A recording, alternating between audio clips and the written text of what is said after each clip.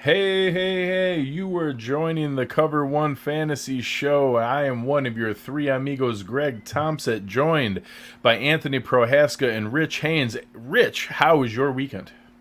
Oh man, it was a good one. Obviously, excited to talk about football here in a minute, but this weekend a big group of my friends, it's six foursomes, so we go down about an hour and a half south of Cleveland, and we go down to this place called Black Diamond for like a crazy drunk golf trip. So we rent out a big like cabin house. I'll bring up a picture for you real quick. So we rent out this like house, right?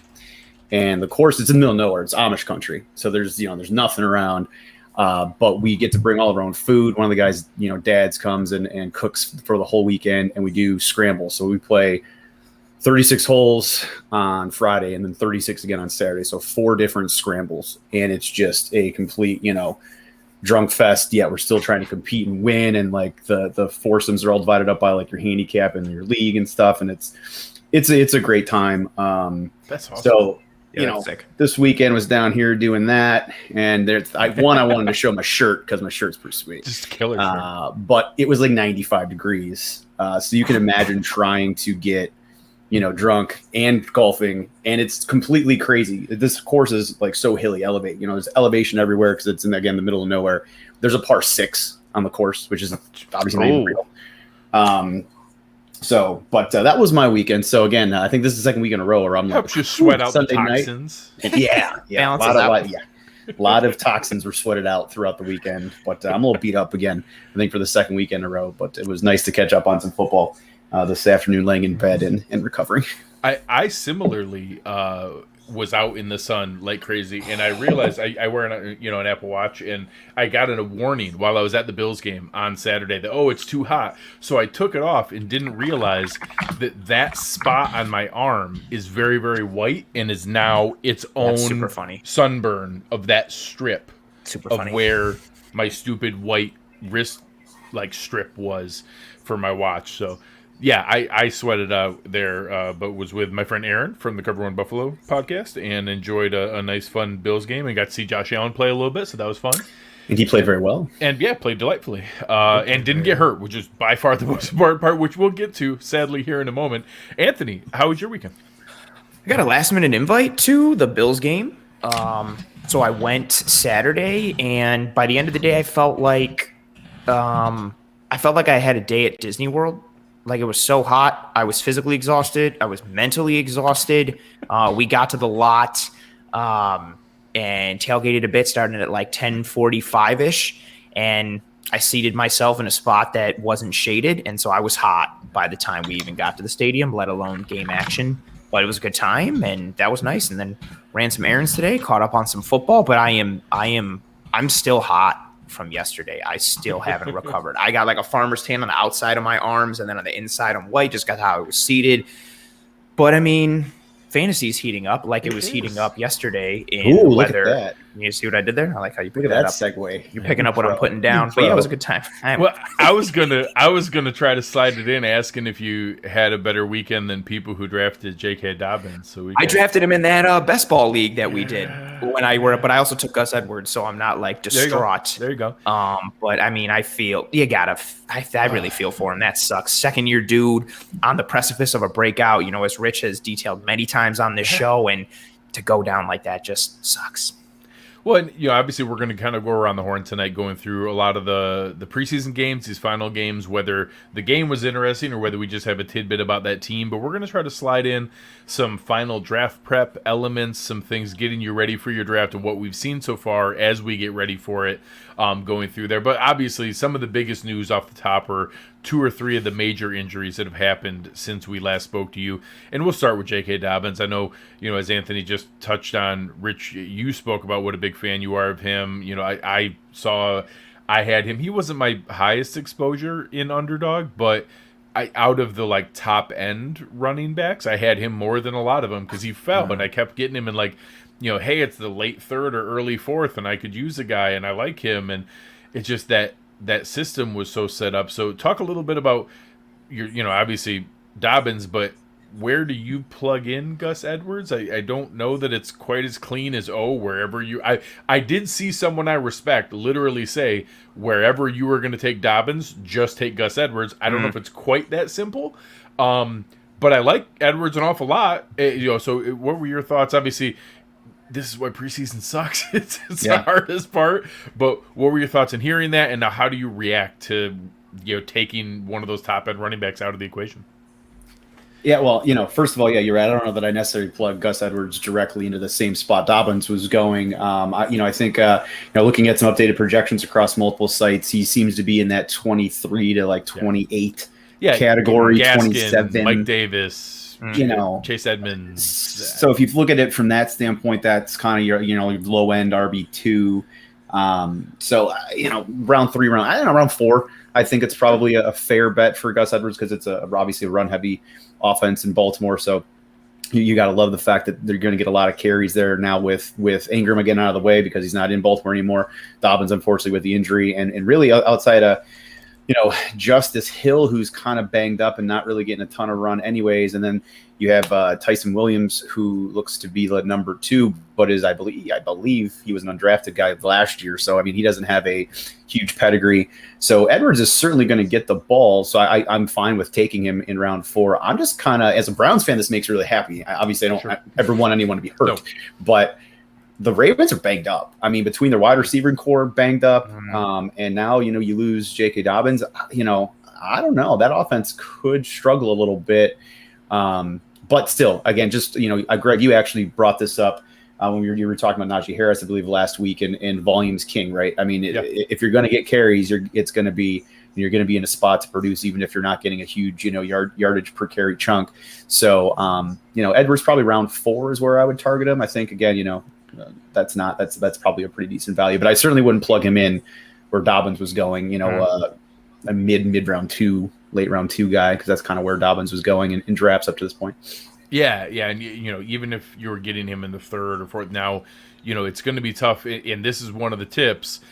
Know your platform's rankings when you go in. A lot of the sites, ESPN, Yahoo, have not reset their rankings. They're not going to automatically move Gus Edwards up. He might be 111th in your system when you log in. Go find him right at the beginning of your draft and put him in your queue so that you have him, and then decide, hey, when it gets to my 4th round pick, maybe I'll roll the dice and wait till my 5th round pick. I was literally helping a neighbor out tonight doing a draft, and we were talking back and forth about all right, do you think we should wait till the 5th round pick? Do you want to do it in the 4th? And he wanted to wait one more pick after him. Somebody took Edwards, and he was really upset, because we could have snagged him in I think it was the 5th round. He was going to wait for the 6th. And it's, it's playing with fire doing that. Yeah. Just a quick note to throw out there. I've heard a couple people connecting the dots earlier this summer. Todd Gurley was in for a workout with the Ravens. He is repped by Rock Nation, who also represents Ronnie Stanley and Des Bryant and has a lot of really good relationships with the Ravens.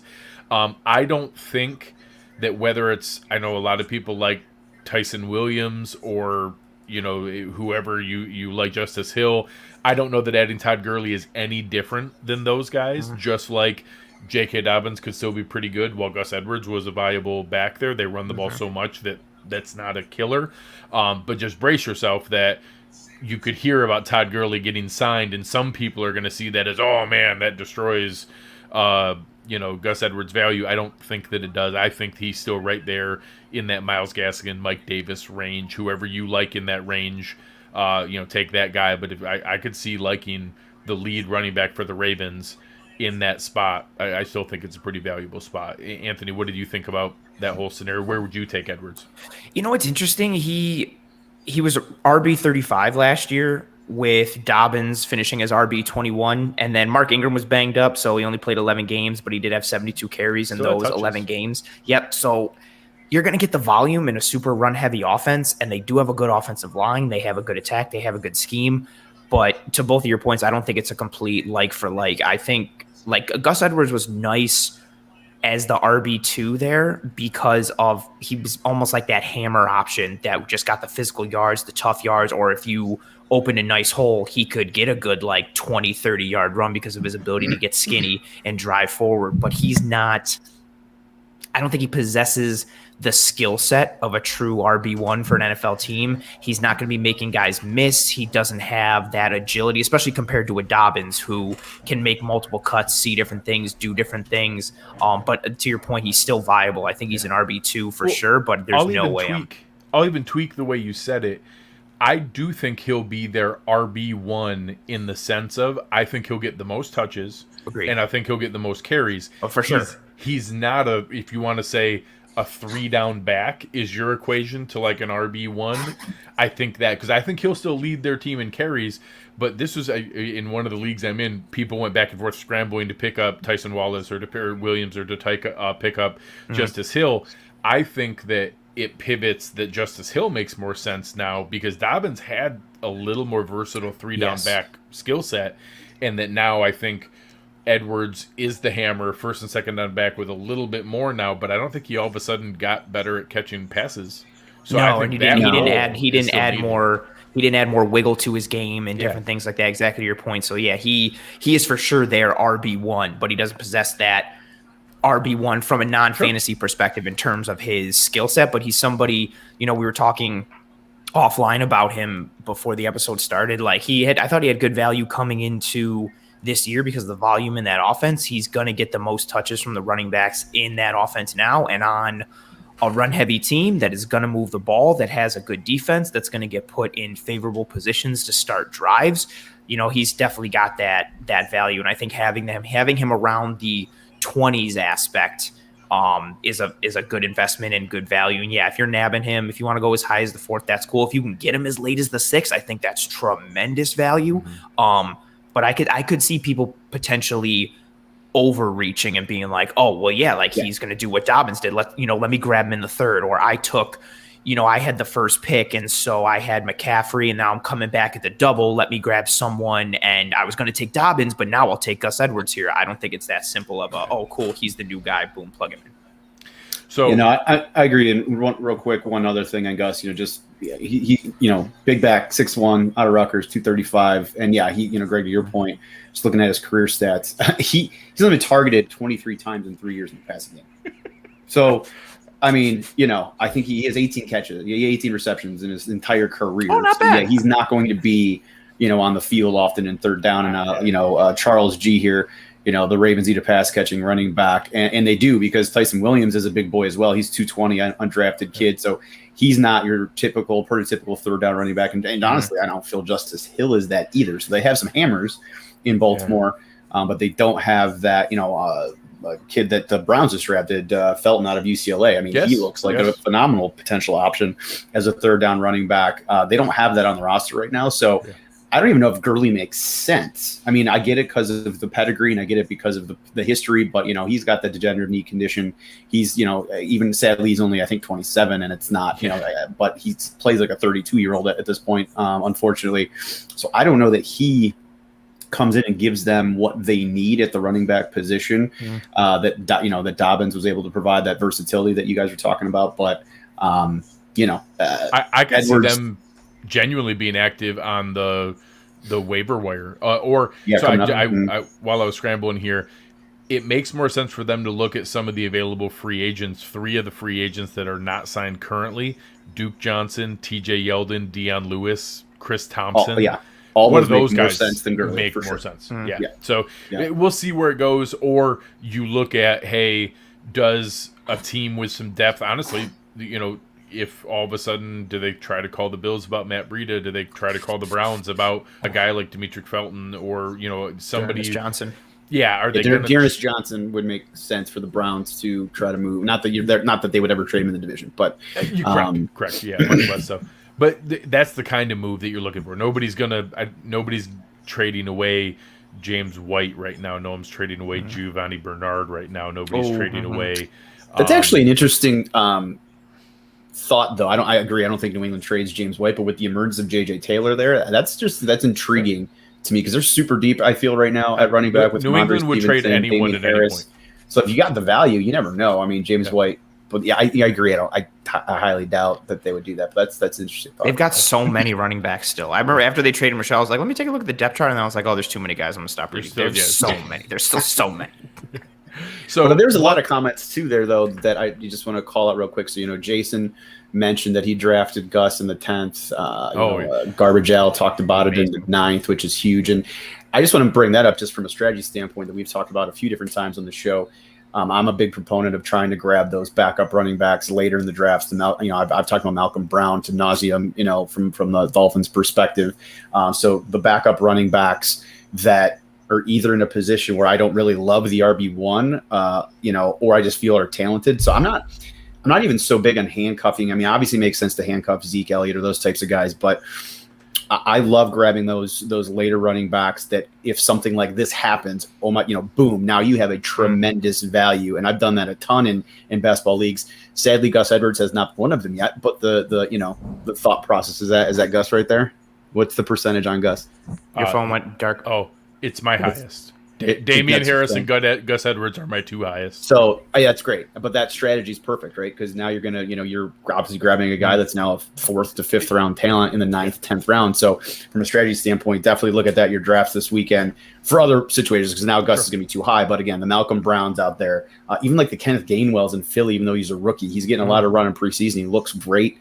I'm not a huge Miles Sanders guy. They have Boston Scott in the mix too, but like those types of guys go after late and again, I hate hoping for injury, but you want to put yourself in that position where if an injury happens, you're gonna benefit from it. Yeah, and it's the same thing. Like some of it's luck. Like if you liked Cam Akers or you like J.K. Dobbins or you like the guy we're about to talk about here in a moment, there was nothing wrong with you at that point. Those were good picks. Those are guys that were in position to have big seasons, but this kind of stuff happens. So the reason that you want to lean into whether it's a Gus Edwards, whether it's a Tony Pollard, whether it's an Alexander Madison, guys like that where, if somebody gets hurt, or Mike Davis last year, where there are guys that if they get hurt, like I don't think Devontae Booker is going to win you your league. I just don't. If Saquon Barkley gets hurt, like we like Saquon Barkley despite the rest of that offense, despite their offensive line. He's just so talented that, hey, maybe he can make up for it. There are other guys like that where if they get hurt, the backup just doesn't do anything. Whereas, if Dalvin Cook gets hurt, Alexander Madison could help you win your league. If you hit on the rest of your picks, that's a league winner. So those are the kind of ones you want to look for that, hey, if something happens, you hit huge. And I've heard of this. I listened to, I think it was on the Ringer fantasy show I was listening to. I want to give them credit. They were talking about how there's a high floor strategy of drafting your own handcuff, because then if somebody gets hurt, you can at least replace that. But in reality, your best case scenario is to equal it out, and you're probably not going to equal it out because there's a reason the other guy was the starter. Correct. Whereas if you draft someone else's handcuff and their guy gets hurt, not only does your opponent get worse, you now have the chance to get the replacement for that and have it be all ceiling and upside. It is higher variance. It is higher risk. It may never come to fruition. It may never help you out. But that drafting your own handcuff is kind of a high floor, lower payoff area, whereas drafting other people's handcuffs has a much higher ceiling, even if it is riskier. But the idea being, if Christian McCaffrey gets hurt, my season's probably over anyway, so who cares whether I had Chuba Hubbard or not? That's a fair point. I like that analysis a lot. Greg, I wanted to... It was interesting. It intrigued me as they were talking through it. Oh, I like that. And it makes a ton of sense. Greg, we had a question from Charles in the chat on where we rank Damien Harris RB2 ? And I know you have a Damien Harris jersey. I rank him? Correct. Where do people rank him? Let's go around the horn on Damien Harris, but Greg, let's start with you. Do you want to show them the Damien Harris jersey you have underneath the cover 1 jacket? Yeah. So there's 2 ways on our friends over at Underdog that you can sort it, and one is by the entry fees. So it happens that I have Gus Edwards in almost all of their $25 league one. That was their big best ball tournament. Most of the rest of them, I do a lot of $3 and $5 leagues. So if you just go by percentage, which is the more true ranking of where it is, I have Damien Harris in 42% of my teams. I have Damien Harris in... How many leagues do you have again, though? 54. okay, so 78,000. Right, but that 42% is huge when you have 54 leagues. Yes, like if you had, bigger. 6 leagues, it's a different story. Yeah, it's not like it was 2 to 3 out of it wasn't 3 out of 5. I've drafted Damien Harris 23 times. Okay. So and where do you like to target him also? Basically the gist of it is when it gets to I always start heavy with a running back early, maybe 2 running backs early, and then I hammer wide receiver for a while.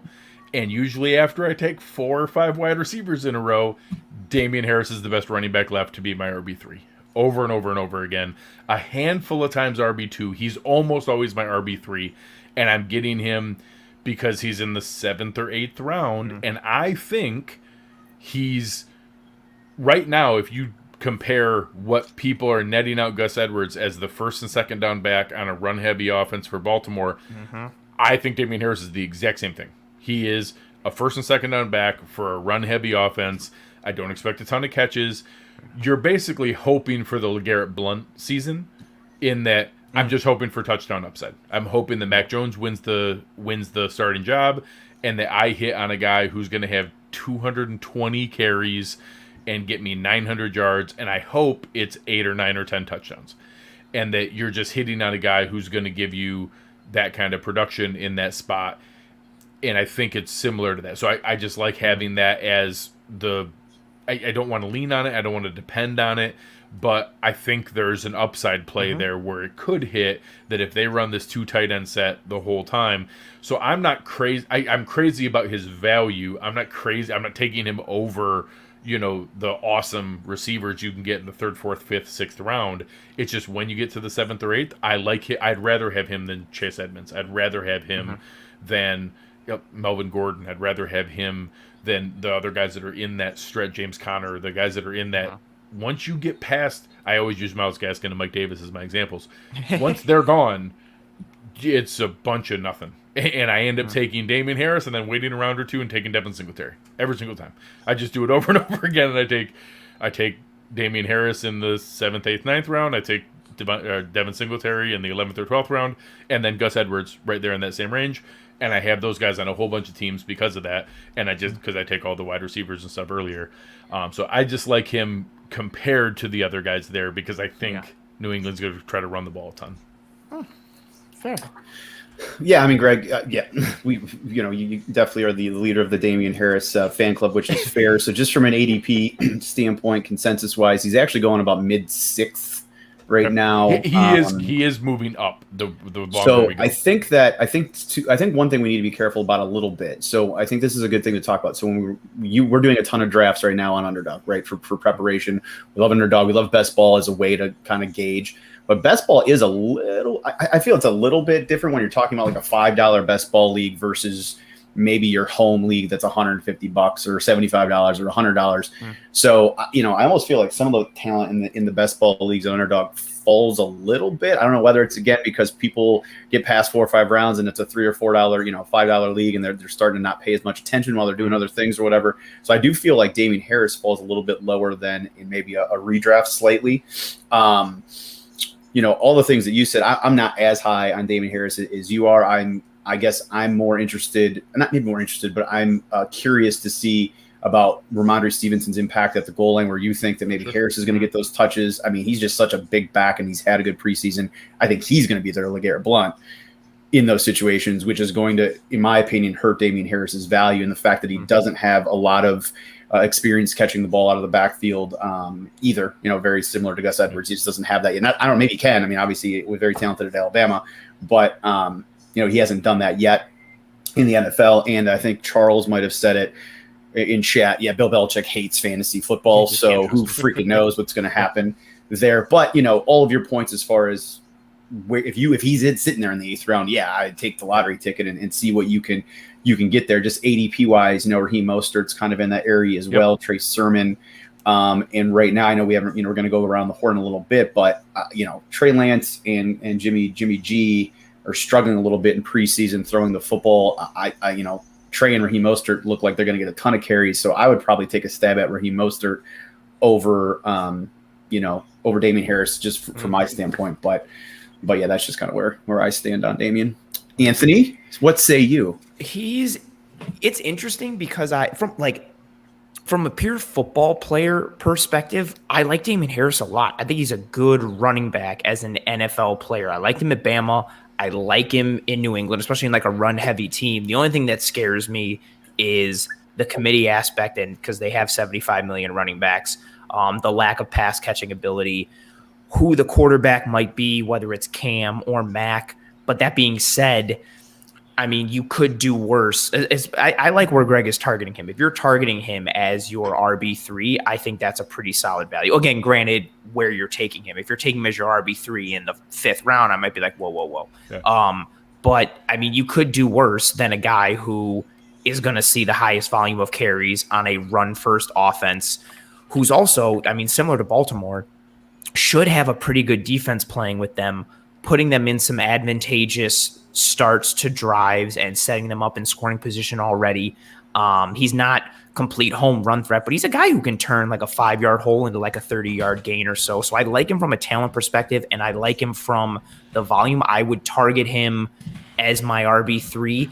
I wouldn't mind having him as my RB2 if you lucked out and went like running back in your 1st round and then went heavy wide receiver, and so you ended up got with one of the stud tight ends early, exactly. And then Mahomes or Josh Allen fell, and all of a sudden you built up a lot of talent elsewhere, and now you're cobbling it together later. And the guy that Rich brought up, I like Mostert. You know, in that same area, you're seeing Darrell Henderson. In that same area, you're for some reason seeing Leonard Fournette. I don't get that one. Some people are drafting Leonard Fournette and Melvin Gordon. But those guys, at least with Mostert and Darrell Henderson, you're getting I think all 3 of those are the week 1 starter. I think that you're getting the week 1 starter. 2 out of the 3 you're getting really run heavy, and the Rams have been a very effective run game the last couple of years, even if we kind of think they're going to move the ball. Even if they aren't too run heavy, they'll move the ball and score. Yeah, a running back in a good offense is a good thing. Yes. Then you're just banking on, okay, how long can Mostert hold off Trey Sermon? How long can Harris hold off Ramondre Stevenson? How long can Darrell Henderson hold off Sony Michel? Out of those 3, I like the story of Ramondre Stevenson. I like Damien Harris still as the youngest, most talented out of that group. Yeah. Versus, I think at some point Trey Sermon is going to take Mostert's job. And then I don't quite know. I'm not big on Sony Michel, so I don't know that I think it's a huge likelihood that he takes it over there, but he certainly could. I don't think that Sony Michel is a much different talent than Darrell Henderson, honestly. They're pretty similar. It's just Henderson has a head start in the system. But it'd be interesting to it. One other backfield, obviously, they got thrown into flux here, talking about, hey, where's Gus Edwards in your system? Make sure you're checking where James Robinson is in your default rankings, because the day after our last show, unfortunately, we lost Travis Etienne. And Etienne was actually going at a reasonable value because people were kind of curious, is he a gadget guy? Is he going to get a ton of touches? Hey, James Robinson, talk about league winners, won some people in their league last year. He talked about, RB4, RB5 in some systems. And then all of a sudden, wow, man, they drafted a running back in the 1st round. He's worthless again. Well, boom, now right back. Talk about that Myles Gaskin, Mike Davis range. Now Gus Edwards. You can make an argument. Maybe James Robinson is even a slight tier ahead of them because of his receiving value last year. We'll start with you this time, Anthony. What were your thoughts? Obviously, a shame with Travis Etienne. What are your thoughts on where James Robinson is now? This was one of those backfields before Etienne went down. I was just confused. Like Urban Meyer's scheme and offensive system, and then the reports of like, oh, we want Etienne to play like more wide receiver. And then I was like, okay, no, you're not. And then camp and everything and mini camp. And it was like, oh, he really is like doing receiver stuff. And then I was like, what does that mean for James Robinson? And it scared me off a little bit. Just because of the pure volume, you didn't know who was going to be what. I still liked targeting James Robinson. But even more so now, I would be all about it. He finished as, just for an overarching like blanket in half PPR last year, he finished as RB7 on a team that had DJ Chark was their other best offensive piece, and he spent a majority of the year hurt. And even when he did play, he was banged up and not ready. They were a mess on offense, and everybody knew, well, the only thing they can do is either run with James Robinson or pass to James Robinson, and he just didn't wear down. He was a 3-down back. He would score. He made plays. I actually, not that you like feel bad per se, but I felt bad when they took ETN because I thought James Robinson was an awesome story. He came out of nowhere. He did great. He played the whole year. He was a true like a workhorse for that team and 3-down back and carried them. And then they brought in ETN and I was like, oh, okay, like I get it. Like ideal modern roster building from a franchise standpoint. You hit on a awesome UDFA value. Year one, like you get 3 more years of team control for dirt cheap. Like that's like analytics gold. It's just crazy that they then turn around and sank a first round pick. But now, you know, I like Etienne as an asset. I like him as a weapon. I was curious how they were going to use him, but now obviously that's kind of for not. So yeah, now Robinson all of a sudden is back in the, hey, congratulations. Yeah, I think that the joke of like the, you know, James Robinson is back on the menu, boys, like type of thing. And I think I'm still wondering what that Jacksonville offense looks like. Although, as you know, Rich mentioned off air, Mango Whiteclaw, aka Trevor Lawrence, has looked fantastic today. He did look glorious today. He did look glorious, as did his flowing mango colored locks on top of his head. I'm interested to see what that offense and that team looks like, but I mean, if he's going to be the guy that he was last year, he's at worst like an RB2, potentially has some RB1 upside if they click a little bit and Lawrence can move the chains. Again, something that we've all echoed, our guests have echoed throughout this entire offseason. Volume is king, and James Robinson is now the starter, and he possesses a skill set that allows you to get volume in all forms and fashions. Carlos Hyde is going to be the number 2, but I don't think he's a threat to third down work. Maybe he vultures some goal line touches here or there, but it's not like Carlos Hyde's going to come out of nowhere and usurp the throne or take away pass catching abilities. You know, James Robinson is a guy who's going to see the field a lot and I think get a lot of touches in a variety of ways. And yeah, he's back on the menu for sure. Rich, what were your thoughts when you saw the news? Yeah, I mean, I echo all the similar thoughts. As far as feeling bad for Travis there, but I agree with everything Anthony said. I really liked watching James Robinson last year, just on, red zone and stuff like that. And, he's proven, 240 carries last year, 60 targets, 49 receptions. So that's what you want in today's NFL. That is we were talking about Gus Edwards not being RB1 because he doesn't have that aspect of his game. James Robinson has that aspect. So he certainly, I think, can be RB1 if the Jaguars aren't complete garbage, which is questionable. But even if they are, the fact that he can stay on the field and catch the ball, he's going to be on the field for third downs. He's going to be on the field for if Mango Whiteclaw is getting blitzed and has to check it down and dump it off. So, he's thick. He's 5'9", so he's a little bit short of stature. Not that you can't be good at 5'9" at the running back position. Maurice Jones-Drew, Michael Turner has certainly proven that, but they were thick. And James Robinson, 219, he's thicker than I think we feel. He doesn't look. Obviously, he's not Michael Turner, but he doesn't look that thick. But 5'9", 219 is no joke. So, I mean, he has a little meat behind him there, so he can take a little bit of punishment. And again, he stood up last year, 14 games, 240 rushes, again, 60 targets, 49 catches. So, I think James Robinson is certainly somebody you can target, just from an ADP standpoint. Again, to throw some stats out there, he was going about mid-5th prior to the news. Now he's already moved up in some of the things I'm looking at here, about 11 spots to mid-4th. And I think that's fair because, again, I think he brings that other aspect that Edwards does not, where, you probably taking him a round or two ahead of where Edwards may go. It makes a lot of sense. So projections, looking at a couple different projections here.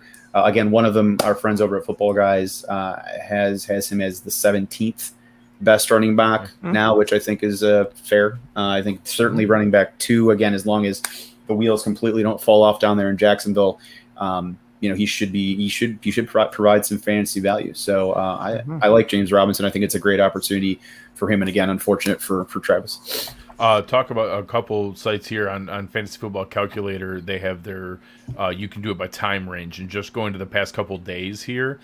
They have him jumped ADP wise, not ranking. They're seeing him going as early as like mid-3rd, late 3rd, ahead of DeAndre Swift, ahead of Josh Jacobs, ahead of Miles Sanders, ahead of Darrell Henderson. And my initial reaction was, oh man, I'm not sure. And then I looked at the names and I was like, well, yeah, I would take him ahead of all those guys for sure. I would too. I kind of might take him there too. Yeah, and it really brings into question where you talk about Gus Edwards to be like, hey, I kind of like him in his situation better, but Josh Jacobs might get some more catches, and I'm not sure. But it's that range is going to be a real big question. And now Damien Harris falls in right there where you mentioned Raheem Mostert and Trey Sermon, and right after Chase Edmonds, Michael Carter, Melvin Gordon.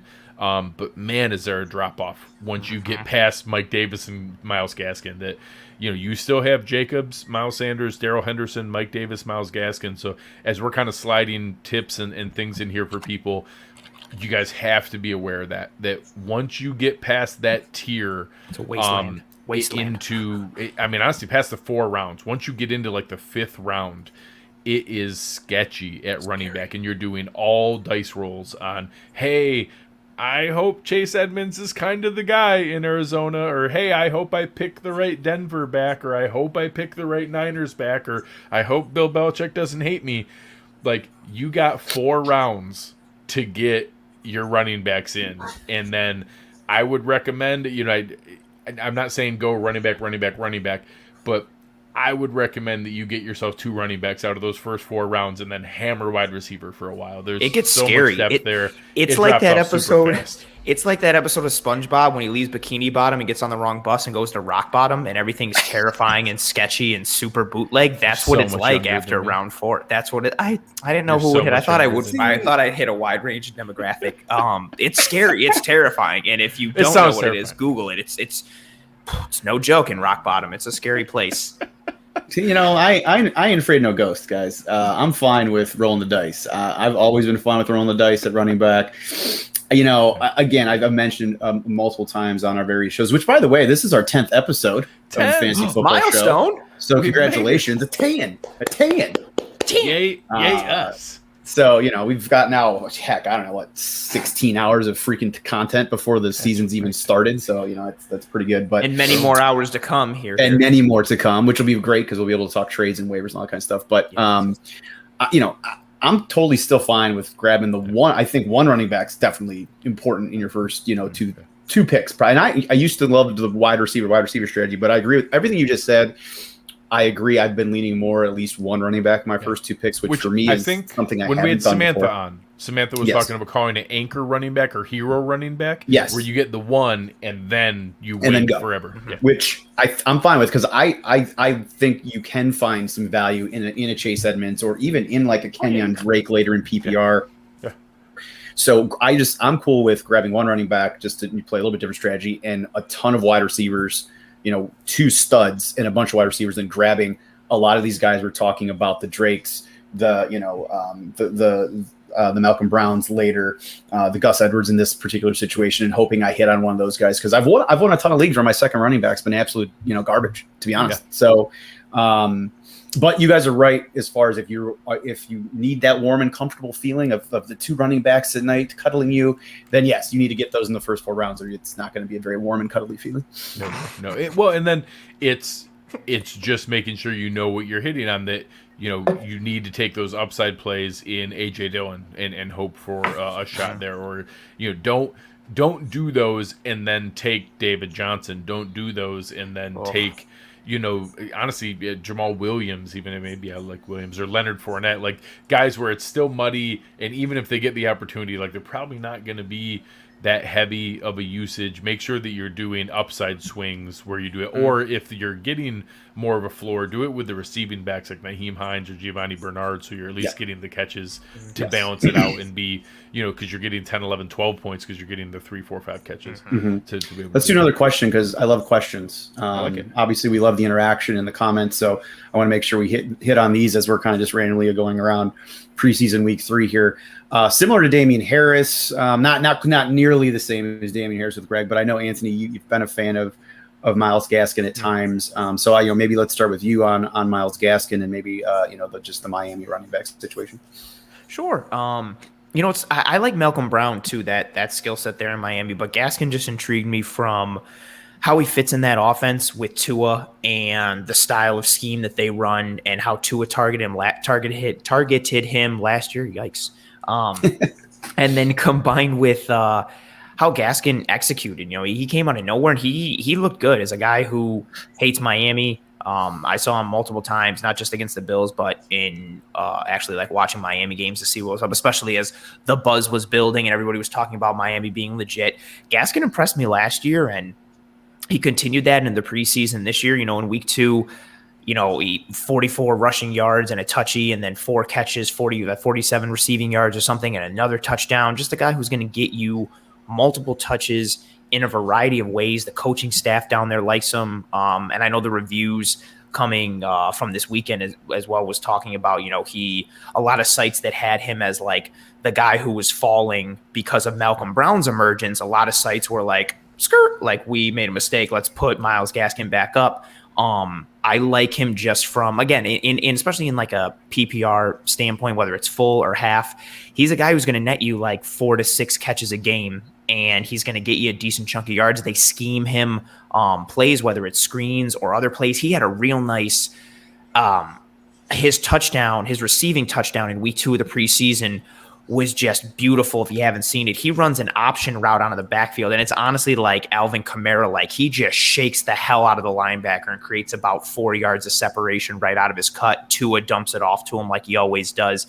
So I think I think his ADP and his value is sound around where he is. I think if you could get him as your RB3, I think that would be much more ideal. But if you're somebody that went running back early and then hit with a bunch of receivers and tight ends, or even went QB early, and you somehow end up with Myles Gaskin as your number 2, I think that's good, solid value. But I think his ADP is pretty solid, and the names that we mentioned him being around are solid for him as well. But I like his skill set and his fit. So ADP, just so that in there before we get Greg's comments on Myles. He's right around 4. Yeah, he's right around the end of the 4th, early 5th, depending on the ADP consensus site you're looking at. You might be able to get him in later in the 5th, depending. What's on he going as? Like, if in terms of RBs, like what's he going as? Like so Myles Gaskin right now is going 59th overall, but he's in the grouping. Okay. He's right around Mike Davis, Kareem Hunt, James Robinson, Chase Edmonds, Darrell Henderson. He's kind of in that group.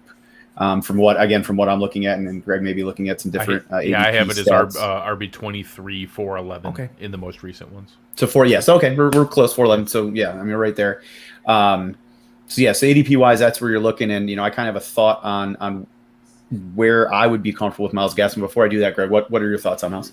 So I'll say I'm not a huge fan of his, but as I've looked more and more, I really think it's just my anti-Dolphins bias. Like, I really don't have a reason not to, is that I just don't like the Dolphins.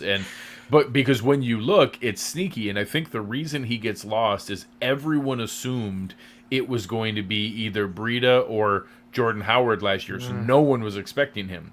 And then all of a sudden he was a surprise. So he was a quick pickup early, and then he got hurt.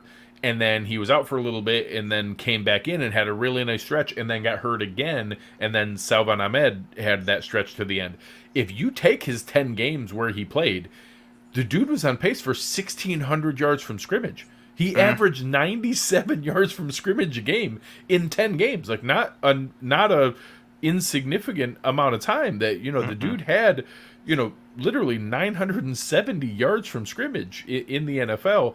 So it's kind of tough to negate that. Now, I've seen the snap count things where they show that there was a lot of rotation between Brown and Ahmed was in there and getting some catches.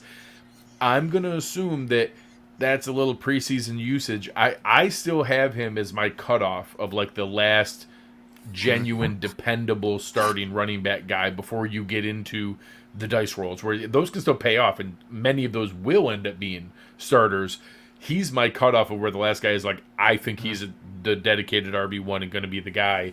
So I don't have a ton of him. I like the wide receivers in that range a lot, and I end up picking them. Or if I'm going running back, I take Mike Davis instead of him because they're usually right there at the same time. Preaching to the Mike Davis choir over here. But I really think it's just I'm kind of biased against him, and I really should, pick him more often than I do. Hold on real quick here, just because Aaron jumped in. Oh, where'd it go? There we go. I mean, hey, no bald on bald hate, Aaron. Come on, bro. You got to stick together, man. Myles. So I'm not a huge fan of Myles either. But I mean, everything you said obviously is valid. So a couple reasons why I'm not a fan. One, you mentioned it. He's injury prone. He's played 7 games his first season. He's played 10 games his second season. He's 5'9" and he's not thick. So that to me, I don't see how he can take 16, 17 games now. Yeah, to get to that 1,600-yard pace, whole he'd have season to and play that could every hurt. game. Yeah, Right, and that could hurt. So I think that while he has some value as a pass catcher, to Anthony's point, I think Malcolm Brown is going to get usage this year, and he probably is going to vulture some of those goal line type carries from Myles Gaskin. Thicker guy. He's the bigger back, he's a thicker guy, and even though Jason said we could use not that I'm a Bills fan, so I don't particularly hate Tua, but you guys certainly hate the Dolphins and Tua. He may be mad, but I think what I've seen in the preseason with Tua is like he's going to target that tight end position a little bit more in those situations than maybe checking down to Myles. But yeah, you're right. I mean, if he's running for his life, obviously Myles on first and second down will get targeted. So where I do like that is if he does fall just a little bit, and he hasn't, but like if he falls to late fifth or God forbid early sixth, which is probably not going to happen, for my type of a strategy where I'm going to grab my hero running back and then a bunch of solid wide receivers and maybe a tight end if Pitts falls or something like that. And if Myles is still there in the fifth, okay, but then I'm certainly grabbing Malcolm Brown probably ahead of his ADP to make sure, and that's like a second handcuff. So I'm not really handcuffing my hero running back necessarily there, but I'm getting that backfield. I'm big on making my RB2 a backfield if I'm going to use this strategy. So for the Bills, I love the Bills for that situation. I have a ton of Singletary and Moss. I don't have a lot of Breida because I'm not big on trying to grab all three, but I have a ton of Singletary and Moss in that strategy where I take a hero running back in the first round or two, and then I do my wide receiver run in my PPR leagues, and I grab Singletary and Moss later because I'm totally confident and fine with figuring out which one of those two to play to get me 10 points out of my RB2 position. So I feel the same way with Myles Gaskin and Malcolm Brown, although, of course, Myles is going higher than Singletary and Moss, which is why I also don't have a ton of Myles because I feel like, he's just a little overvalued for my liking based on his injury history. And especially now with guys like James Robinson, I actually don't mind Chase Edmonds, but with guys like James Robinson kind of in that same spot, I'm certainly going to take James Robinson over Myles Gaskin. Yeah, the earliest I would do any of those backfield pairings is San Francisco, where if you can get Mostert and Sermon in the 6th and 7th, that's the earliest I would do any of those. Whereas I think they're at least you're getting the backfield. I think if you're taking them, like, don't get me wrong, do I think Jeff Wilson could have a moment here or there? Do I think Wayne Gallman could have a moment here or there? Sure. But if you walk away with Raheem Mostert and Trey Sermon, I think you're getting the most of that value. And I think the same thing for the Bills backfield. If you get Moss and Singletary, you can get that really cheaply. You can get those in the 9th and 10th or 10th and 11th or 10th and 12th. If you get that combo, I think you have a chance to walk away with that whole backfield. You could maybe try it with Denver in that same area. You could take a stab at it with Tampa Bay, but there's 3 of them. I don't mind Ronald Jones and Gio Bernard. But there's a handful of those in that range where you could try to take a stab at it. If you really feel frisky, you could take Chase Edmonds and James Conner. But those kind of combos you could do. And, to Rich's point, if you get one of the stud tight ends early and one anchor running back and then a ton of wide receivers, later on, you can mitigate some of your risk where you're not, when you handcuff another guy early and you're taking a first round pick and an 8th round pick or a second round pick, and you're investing 2 relatively premium spots to do it. If you don't have to take one until the later and you can do a 7th and a 9th or a 6th and a 10th, that's a little bit better investment that you're knowing that you're getting that backfield. One last thing for Gaskin, some of the time that he did miss last year was due to COVID. For that second stint, so keep that in mind as well for just his overall thing. But he definitely has an injury history. But one of the times of the 2 last year was COVID related. That's fair. And speaking of injury history, one other question that was in the chat, and we haven't really talked a lot about him. Michael Thomas. Oh, Rich hated that question so much he just straight up left.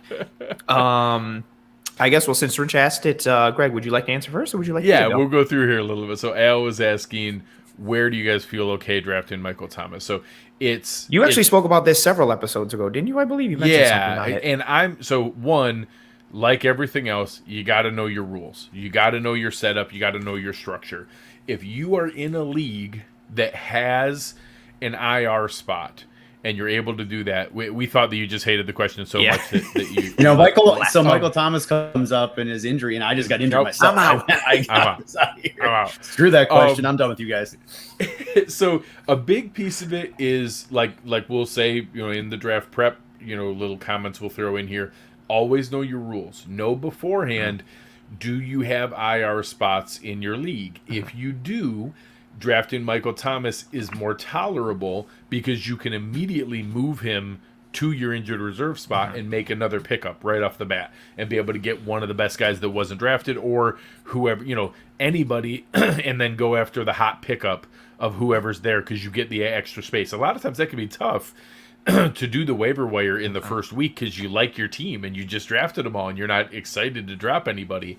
So that can be a good way to do it. Now, with Michael Thomas, it's purely based on how risk averse is your league and where does he fall to. So I've seen plenty where he's still going in the 6th or 7th round.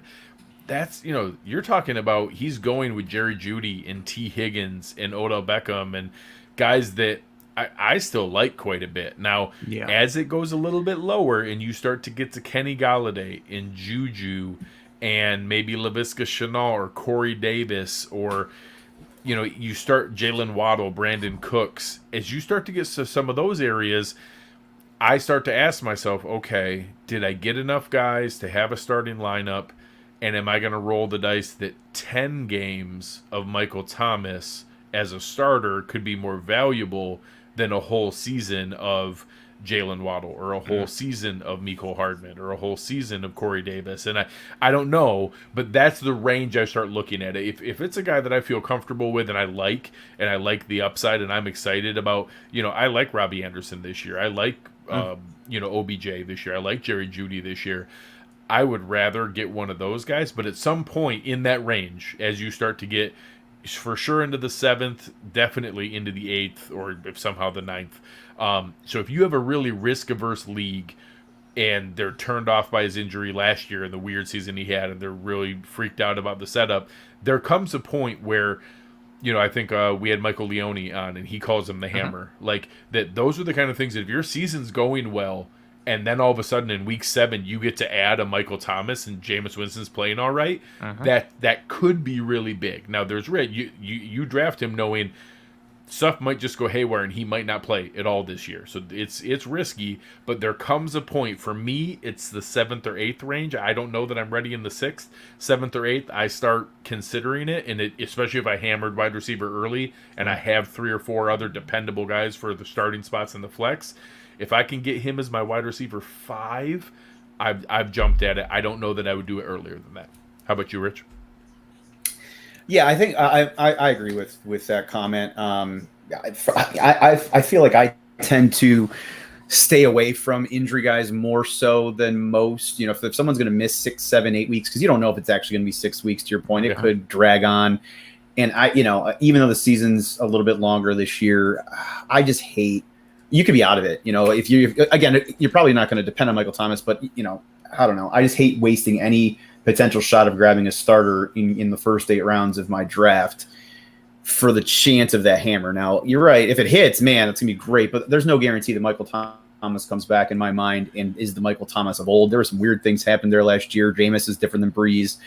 Who knows? Maybe freaking Tyson Hill's playing quarterback at that point. So for me, I probably will stay away from him.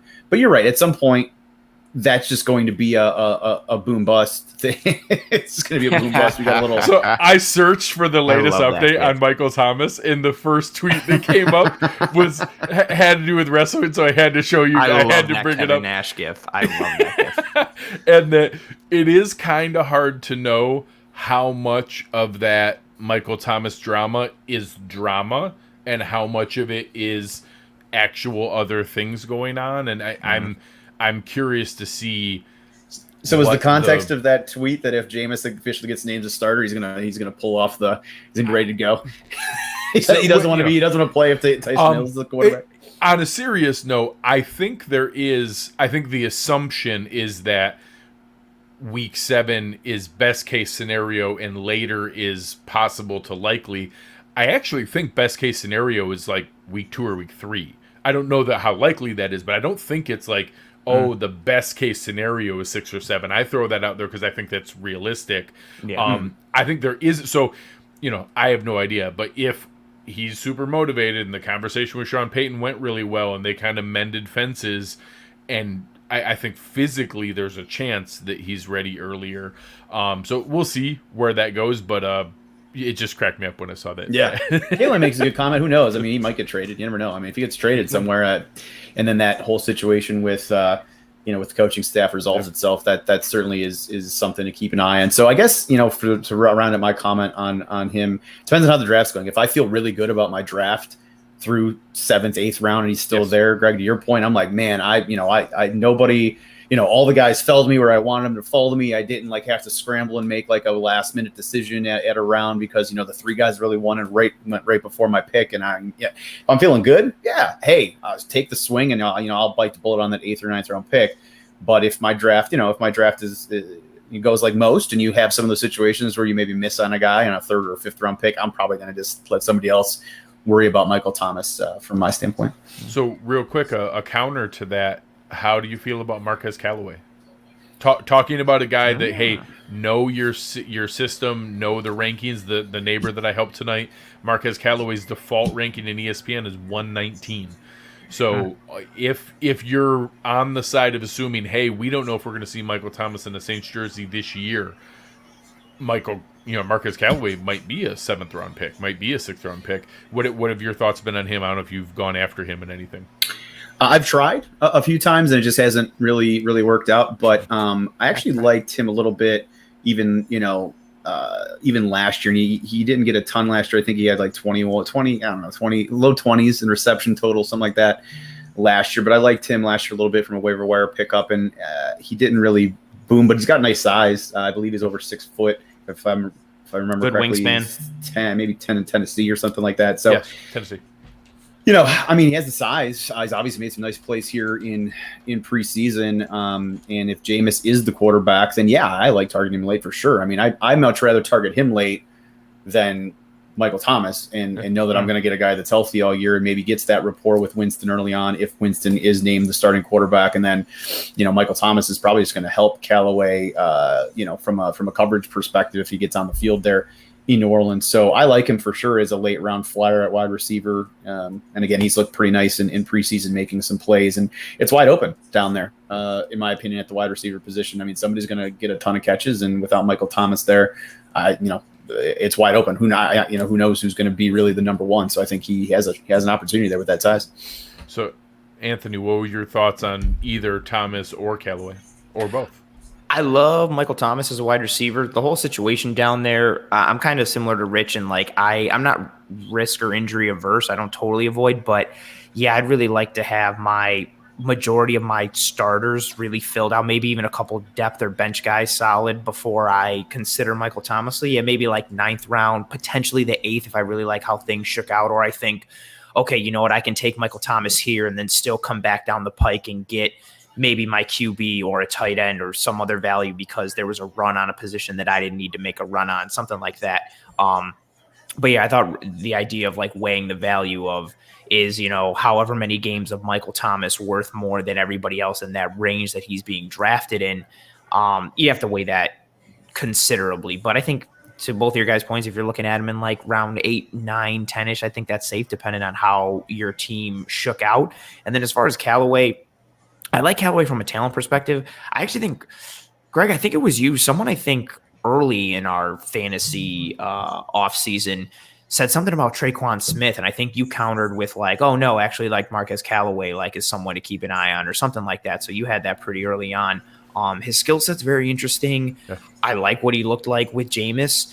The only thing that gives me a pause is, so Jameis has proven in his career that he's able to sustain multiple fantasy receivers and multiple options and do things like he did in Tampa Bay. Sean Payton's offenses traditionally have not really seen a lot of success for a sustainable success outside of the number one receiver. Granted, it's been Michael Thomas for the last several years, but you have your little pops or hints here and there from a Tommy Lee Lewis or Emmanuel Sanders a couple games or Traquan Smith and this and that. My only worry for Callaway is what it looks like when Michael Thomas does come back. Is it okay, now there's, Callaway's done really well, now they can sustain 2, or is it does Callaway fade to the back a little bit and gets targets and volume split up with other people like we've seen anyone not named Michael Thomas be for the last several years under Sean Payton's offense.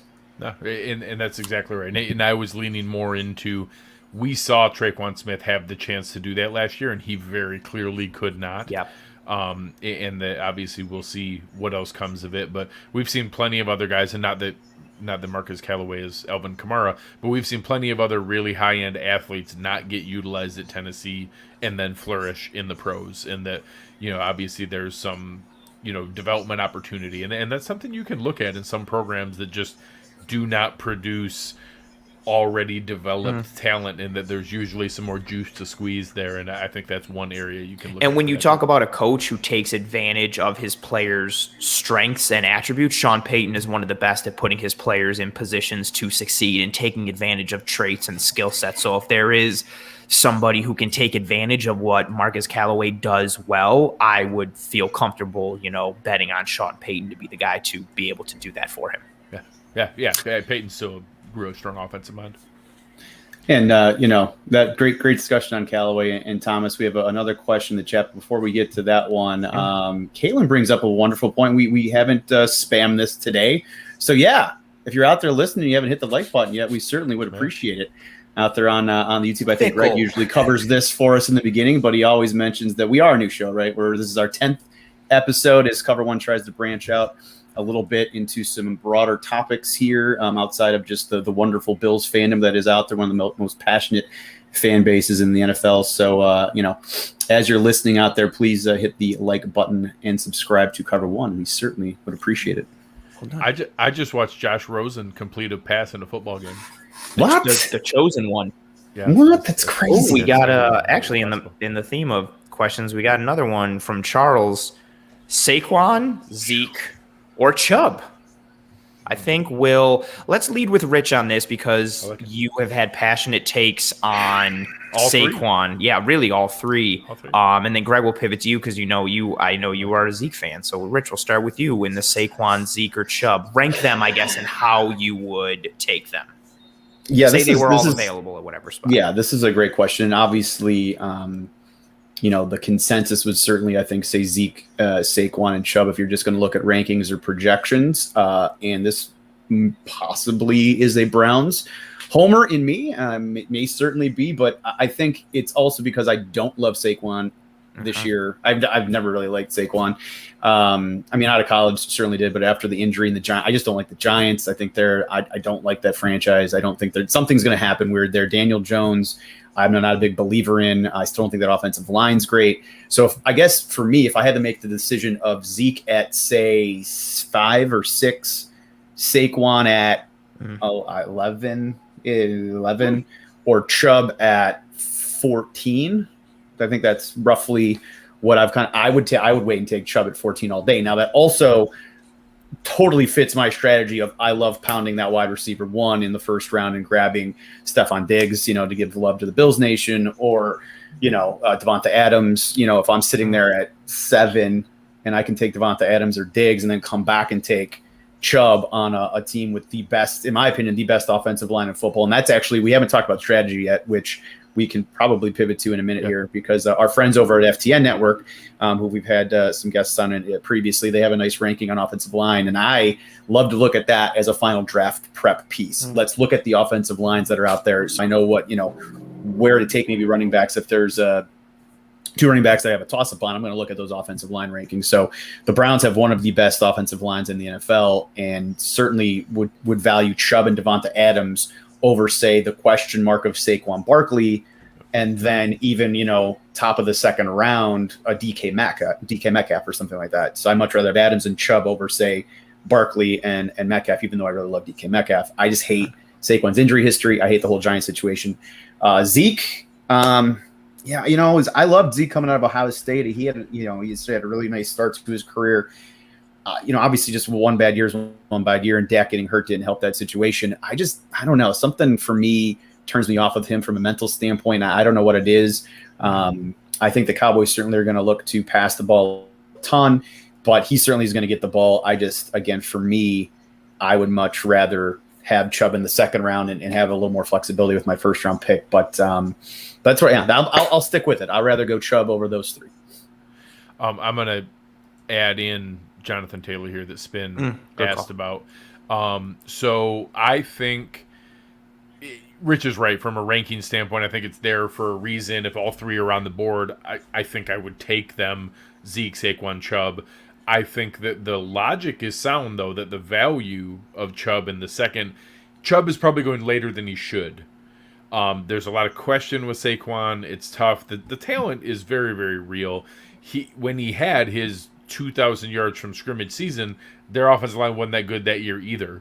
So it was still, trying to figure out how to go through and use what they have. He's just a phenomenal talent. So I think you're betting on upside there. Is just betting, can he overcome that? I'm more of a believer in Zeke. I think that a lot of that last year was, he looked bad because they lost, Zach Martin, and because they lost Tyron Smith and Dak. Obviously, you add all those together.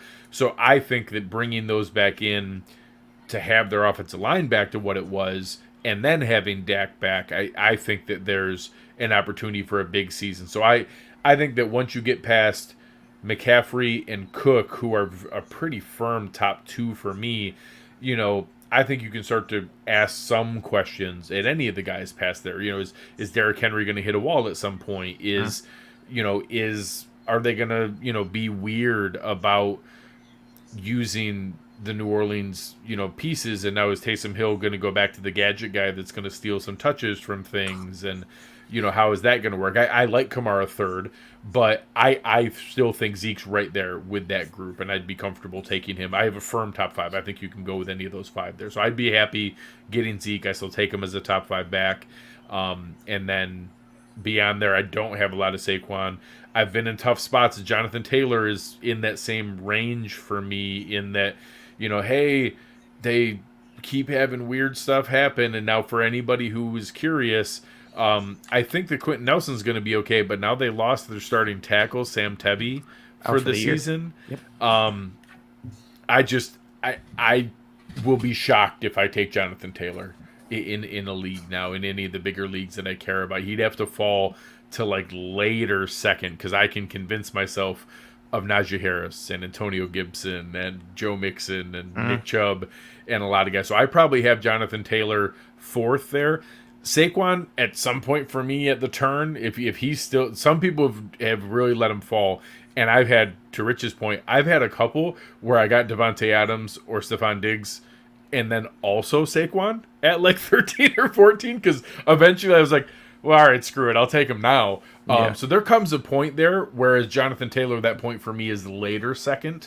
Chubb is right there for me. Chubb, I like him a lot. As soon as you get past that group of Devontae Adams, Stephon Diggs, and Tyreek Hill, and Travis Kelce, like that next group of running backs is purely preference. So I think I have Saquon slightly ahead there, but if you like Chubb more, or Mixon, or Harris, or Antonio Gibson, I think that's a tier altogether in a group. I would take all of them before Taylor, but I think Taylor's right there in that group just because more of his teammates keep dropping like flies. Saquon scares me a little for all the reasons that we've gone over so far. Like as soon as it came out and it was like, well, he might not be ready for week one, I was like, what? And then you just add in everything else. The offensive line has not looked good at all. Kenny Galladay gets banged up, and Daniel Jones hasn't looked like Danny Dimes anymore. And there's just all these different factors that have scared me a little bit with him.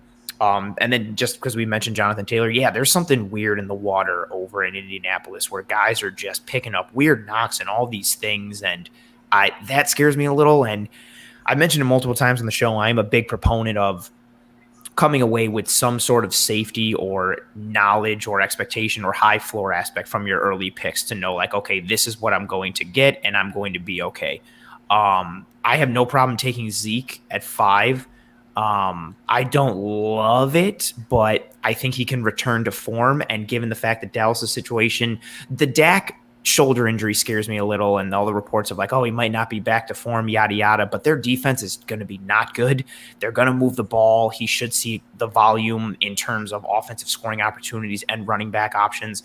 I'm okay there taking him at 5, but I definitely would also maybe consider taking one of the top receivers if I wanted to get crazy instead of Zeke, but I have no problem taking him at 5. Out of everything there, my preferred option would be the value of Nick Chubb in the second round. I would much rather get a receiver or maybe even Travis Kelce in the first round and then come back down and get, Chubb if I'm sitting there at like 14, 15, 16 or something like that. I think the value option and that offensive line, which is arguably the best offensive line in football, combined with Stefanski's coaching and the volume that Chubb is going to see, it's very, very, very attractive. And knock on wood, I don't want to jinx him or the Browns, but it's a very reliable thing. So I would much rather, I got no problem taking Zeke at 5 there potentially, and I would take him 5. I would have, him behind McCaffrey and Cook and Kamara and Derrick Henry pretty solidly.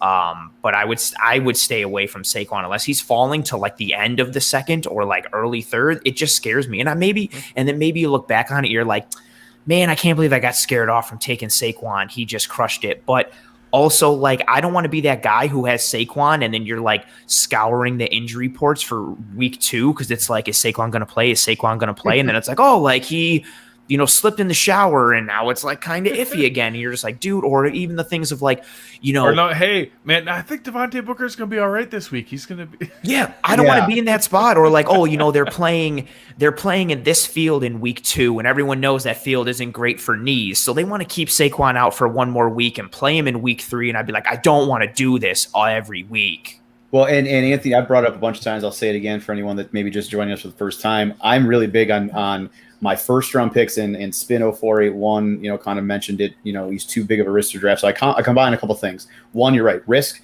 Saquon for me is too risky for a first round pick. I don't want to put my eggs in that basket, or even on top of the second. I don't want to put my eggs in that basket. And secondly, even if he does hit, I think the Giants are going to be such a terrible garbage team this year that towards the end of that season, when your fantasy playoffs are in play, they could be just sitting Saquon Barkley because they're out of it. And so I'm much more comfortable with Nick Chubb in the second round because the Browns, knock on wood, this is weird to say. I know as Bills fans, I'm sure you feel the same way. Like it's weird to think that we're probably going to be in it at the end of the year, right? But, I know it's crazy. I'm going to knock on wood again because it's crazy. But, there's not a huge history of issues there or anything like that. So, unless something messed up happens, Nick Chubb is going to be playing for you in the fantasy playoffs. And I'd much rather have Nick Chubb in my lineup and maybe get mad that Kareem Hunt, grabs a screen pass and takes it for a touchdown. And I didn't get those points.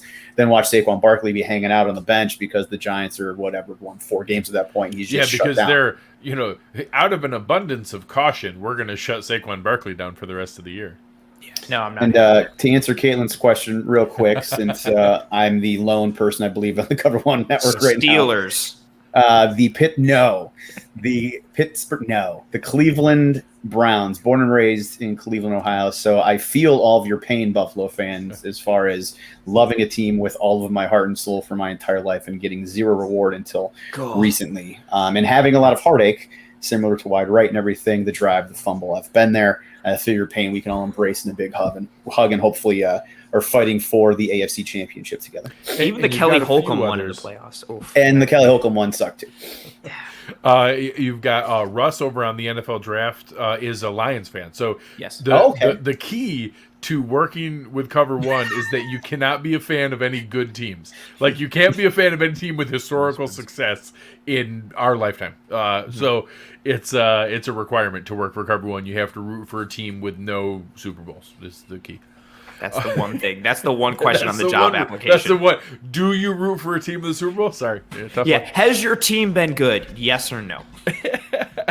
All right. So let's start to go around here in some of the draft prep and things like that. Tonight's been awesome. Great questions in the chat. So keep throwing those at us. We'll answer those as they come up. But we are heading into really the biggest draft weekend. The second biggest was this weekend. Obviously, plenty of people had their drafts Saturday and today. So anyone else, Omega is Jack's pick. Yeah, right. Hey, Insta-hired. Right Insta-hired. So as we go through, it's really my biggest tip is nowadays people, if you're listening to this, you're already ahead of many people because you're doing prep. You're taking an effort. It's the same thing when they tell you when you're a parent and parents will ask the doctor like, hey, what book should I get? And they said, hey, the fact that you're asking that matters more than what book you pick. Like there is like the fact that you care and you're going to put in effort that's more important than what parenting book you pick. It's the same thing. The fact that you're doing fantasy prep is probably more important than specifically which ranking you use or how you go about it.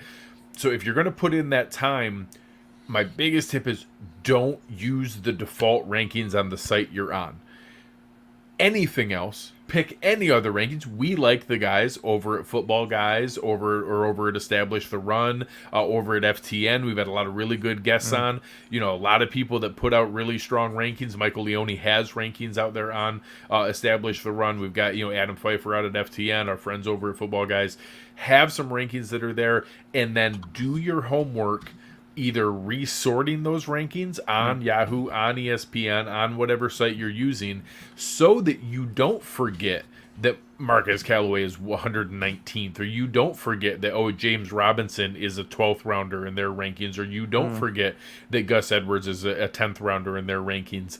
Reset those and get them ready. Ideally, tweak them to who you're going to like, but do that prep ahead of time so that you're not having to scramble and find those guys. It's, maybe a half hour's worth of work to sit down and resort them and to set your own rankings. It's totally worth the effort and something I strongly recommend. Very good. Anthony, I like that. What kind of tips do you have for the people as they're getting ready for their big, their home leagues, the ones they really care about, the ones with the bragging rights? What are some tips that you have for people? My tip, and it's easier if you're doing a live person draft with kind of like no timer, but even if you're like just doing a draft on ESPN, Yahoo, Sleeper, whatever, I like to have, almost to your point of like having your own rankings system, I like to have two things in front of me. I like to have an overall, it doesn't matter what site for me, but I want an overall like top 300 because I want every single person potentially who could or should be drafted. I want to have that in front of me. So I've got paper printouts of like a top 300, crossing out everybody that gets picked.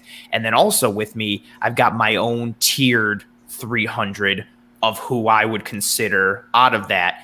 And that way I can have, because I don't want to be, almost to your point of, whatever site you're drafting, I don't want to have to be searching for, God, where is like so-and-so? Or I don't want to forget that so-and-so is there because maybe he's ranked as like, just to make it up, like, oh yeah, I'm targeting like Gus Edwards. But then you forget about him because maybe the site you're using, you're drafting on has him as like RB 46. And then someone takes him and you're like, oh my God, I can't believe like I didn't take Gus Edwards, or because you're not seeing him there. I want everything in front of me. I want to be able to see it. And then, having your own tiered system just for those times when you are targeting guys and be like, okay, I want to come away with so-and-so at the end of this round. And then so-and-so gets taken. You don't want to be in the spot where you're scrambling and thinking like, oh man, who do I take now? Who do I pivot to? What do I do? Have your tiers, understand who is of priority, who is of value, and going from there. And also within that, Rich, you mentioned it when we did the live underdog draft. Pay attention to who your opponents have taken. And if you're sitting there at pick like 9, and then it's about to come back at the snake, but granted, say we're in like round 6 or 7 or whatever, I just don't know what the numbers would be in that round.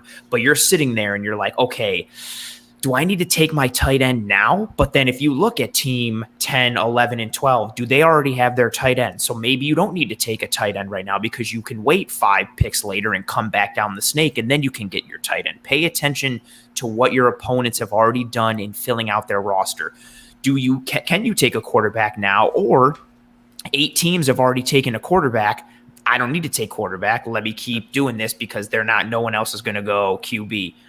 Just little things like that of paying attention to who your opponents have drafted. And then also if you're in a league that you've done regularly, know who you're drafting with. If you know you're in a league with like a Giants fan and you want to take Saquon, but the Giants fan is like 2 picks after you, being like, well, Timmy is going to take Saquon no matter what. So I got to take him now if I want him. Like, know your opponents, know who's been drafted, all those types of things. And just whatever you have to do to feel comfortable, also do that as well. I showed up to so many drafts with paper and notebooks and writing down all the roster things and writing down everyone's picks and everybody, always making a couple wisecracks, but I win championships year after year and they can all kick rocks. So whatever you need to do to make you feel comfortable, you do that.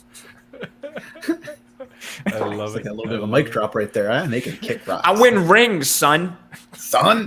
Win these trophies. Rich, as someone with the trophy literally sitting next to you, What are some of your favorite tips for fans out there? Like I said, I'm just like Phil. I just carried around like the Wanamaker. It goes with me everywhere. I just hang out with it. Yeah, so I mean, obviously, great points by both of you. One thing I do mocks. I loved it. I actually like doing mock drafts. It's fun. I sit there, get a glass of bourbon. So especially for your home leagues where you feel like you may know your competition, I think it's fun to do a mock draft and put your mindset into the people that you're drafting with if you know them well. I go, oh, Shane, I feel like Shane's going to draft this. And I'll do that because it's different than just following the ADP, right? Because people are going to make different decisions. So I love to do that and do a few different mocks where I put myself in. And, I think variation of mocks is fun. Like if I take running back here, what's my team look like? If I take a wide receiver first, what's my team going to look like? And, again, we haven't plugged Underdog yet today, and Greg, I'm sure will take care of that before the end of the show officially. But, that's what the best ball leagues are all about too. Like seeing the different combinations of your team if you do something differently. So I love doing mock drafts as a strategy, also to Anthony's point, bringing the top 300, but I also bring a copy of depth charts usually. So what I'll do is I'll print out top 300 as well based on rankings. I will then add my tiers to that. To Anthony's point, I usually star players going into my drafts that are in person. So I know, hey, if I'm looking down the list, okay, these are guys I like. Maybe I highlight them, whatever. But I also bring the depth charts because as your drafts get deeper and you start to maybe have those guys get crossed off, I'm just looking for opportunity, right? So people that are going to be higher on the depth chart to get opportunity, whether it's targets in the passing game or carries, in the running game or whatever. So then I can kind of quickly look at, okay, who's maybe the wide receiver 3 in this team that I haven't done a lot of research on, and I have to really search for somebody because I do drafts that have a larger round, go pretty deep, 20, 22 rounds. So then I can just grab one of those quickly off the depth chart. So I think that's something that can certainly help. And then lastly, I kind of talked about it already, but looking at offensive line rankings. So again, and then that can help you build your tier. But again, our friends at FTN Network, just to throw out a couple, offensive lines for everybody out there to help them out. Cleveland Browns, again, ranked 1, Patriots 2, Tampa Bay 3, Green Bay Packers 4, the Chiefs 5.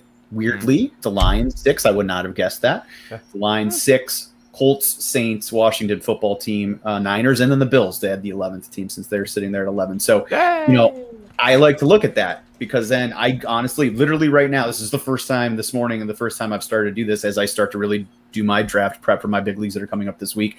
I never would have told you that the Detroit Lions had the 6th best offensive line, going into this. So not that I'm a big DeAndre Swift guy, but I do like Jamal Williams as one of those handcuff type running backs I was talking about later. So that, hey, maybe that's going to make me bump him up over somebody else because they have a better offensive line. So I think those are things that you can do to get yourself ready.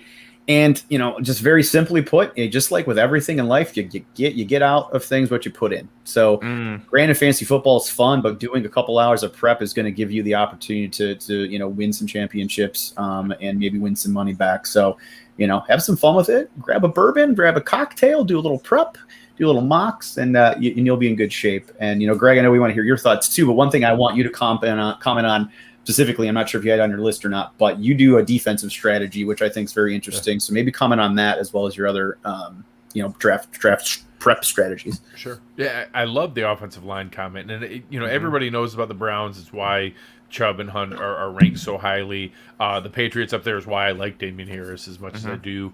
Obviously, most people are aware the Buccaneers are a pretty good offensive line. But like Rich said, not realizing that, Detroit's better than I thought, and it's a conservative defensive-minded coach. Maybe there is a little more upside to the running game. Maybe it's not as disastrous as just being a bad team. I don't expect them to win games, but maybe they will have functional offense in some of those areas. The same thing when you think about the success. Plenty of what the Saints were successful last year was despite Drew Brees, not because of Drew Brees, and that offensive line and their ranking is a piece of why. And liking Antonio Gibson this year with that Washington football team offense, and then you get something like San Francisco combining with Kyle Shanahan's run game. Yeah, I think that's really interesting to look at. I like that Rich brought that up, and he brought up a piece that I'm a big fan of. That it's kickers and defense and things like that. Rightfully, you take them at the end. Nothing about what I'm going to say changes the fact that you wait to do this. But there's a couple different approaches. Some people pick a defense and just ride them out. some people do week to week streaming, and some people do a couple combinations of it. So I do a combination, but I'll explain a couple different pieces of it. One, if you're going to stream, the best thing is to look at gambling. So when you're looking at gambling, you want to find home teams who are favorites with a low over-under. So now that gambling is becoming more comfortable in the regular lexicon and sites do it, you can go on ESPN, you can go on CBS, wherever you're doing it. If you're unsure and don't know, hey, I don't know who to pick a team with a low over-under. Anything that's in the 30s is a really good number. If you get it below 40 and you find an over-under of 37, 38, 39, either defense in that game is a good one to pick. The home team is usually a better default, and you want the team that's favored. So anytime you have a team that's favored by a lot, even if it doesn't sound like their defense is that good, when you're favored, the other team is passing, which means you have more chances for sacks and more chances for interceptions. So that's a good default. Anytime you're not sure and you need to scramble, whether that's a bye week fill-in or you picked a defense that ends up looking like they're crappy, or you're floating around. One thing that I like to do is kind of a mix of those things. Sometimes it ends up being a streaming function, but I actually weirdly take two defenses in a lot of leagues, and I strategically look ahead of time. I only go about 5, 6, 7 weeks deep because too much will change later on. But early in the season, we have a decent feel for how things are going to look, and I find teams that have stacked early schedules with bad teams, and I try to set it up that I'm going to play the Texans and the Lions and maybe the Bears early on before Justin Fields and the Jets. And, I just want teams that are not that good. And the Eagles, I want to get as many of those early on, and I will try to stack up a couple early schedules where I have 5, 6 weeks of just easy setup right off the bat. And I'll share my targets this year. The 49ers open up with some nice games right off the bat. They play the Lions week 1. The Rams open up with probably the Andy Dalton-led Bears week 1. You want to be able to stack those things up, and then you don't feel bad that, you have a chance to pick up the hot running back because somebody got injured. Well, draft one of the defenses. You don't feel bad about that. Or if, you picked a bad one, it's okay. You can drop off and pick one of the other ones and set it as a combo. But it's been successful for me. I've been able to get some extra points out of it. It's an easy way to do it, and you can set that up early on to be able to have it structured that way. So there's a couple different combos that I'll play around, and I'll tweet those out as far as some of the schedules that I like that you can pair up. But the Rams, the 49ers are two good ones, and there's even a couple sneaky ones that it gets kind of ugly when you're pairing it up with the ones that I talked about, where you're talking about heavy favorites with low over-unders. You want to be able to poke around and see if you can find a few of those. Maybe, as Rich talked about, the Giants are kind of sketchy.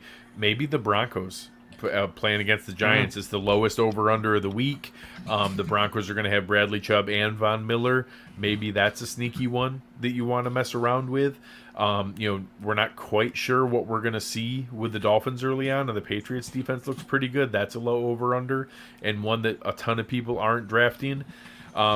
Depending on how you feel about the Jets, the Panthers have actually looked okay. That's a low over-under, and they're at home. So it's normally looking for ones that aren't as obvious. The easiest ones for me week 1 are the 49ers and the Rams.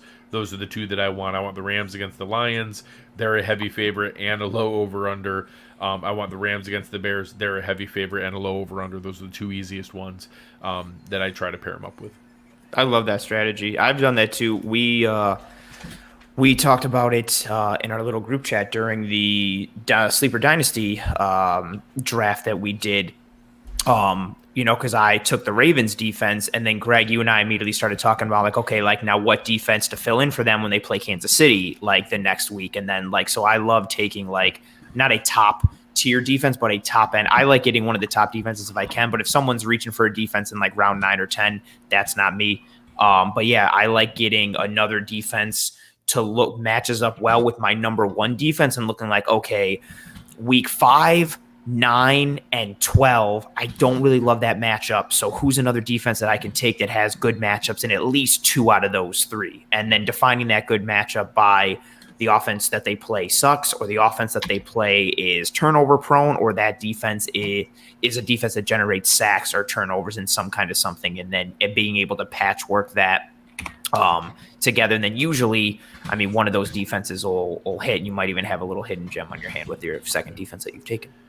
Ravens are a good one to look at, where you get the combo of they're a good team, and then also, for their first 5 games are Raiders, Lions, Broncos, Colts. So that's an easy one to look at as well. And I know, obviously, Rich rightfully isn't a fan of the Steelers. They also have a handful of those in there with Raiders, Bengals, Broncos, early Bears and Lions. That also week 1 stretch. matchup is a little rough, though. Yes, correct. So you got to be careful with the Steelers because they're opening with the Bills on the road. They also have the Packers fairly early and the Seahawks. So the Steelers are one that get drafted really early, but it's not ideal. The same thing. The right now the number 1 drafted defense is the Buccaneers, which is fine. But week 1 is the Cowboys. Week 3 is the Rams. So you're going to either have to have, some ugly weeks early on, and then eventually you get to a stretch where it's Dolphins, Eagles, Bears, probably Saints, Washington, Giants. Like, there's a really great stretch for the Buccaneers, but 2 of their first 3 games, even the third, it's Cowboys, Falcons, Rams. Those are all 3 decent offenses that you probably aren't going to be disastrous. You might even get some teams that drafted them early, like teams that took the Bills last year and were like, oh, this sucks, I'm dropping them. Yes. And then you can be like, okay, I'll pick them up because they didn't look down the rest of the schedule to see what they have going on. Yeah, there is an awesome middle season stretch for the Buccaneers where they go even Patriots, Dolphins, Eagles, Bears, Saints, Washington, Giants, Colts, Falcons. All through a stretch of like 8 straight games. But you have to get through Cowboys, Falcons, Rams to get there. So watch for teams that drafted the Buccaneers get frustrated and drop them around week 3. I'll make a note for that. We'll talk about that week 2 or week 3 as a reminder that, hey, somebody's going to get annoyed and drop the Buccaneers, and they're going to be a great defense for a nice stretch afterwards to be able to ride it out. That ties into another. I love that point of like looking at, especially for a defense, looking at things down the pike and seeing what's coming up and trying to forecast what's going to happen. But it also ties into, Rich's last point, I believe, the whole like you get out of it what you put into it.